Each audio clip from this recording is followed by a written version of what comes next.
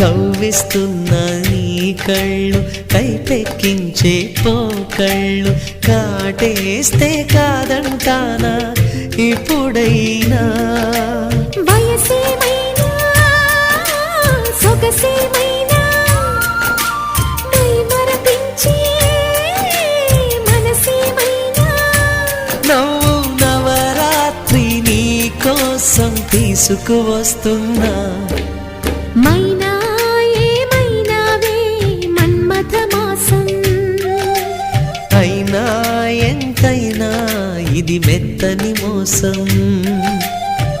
తీయనైన తీరిక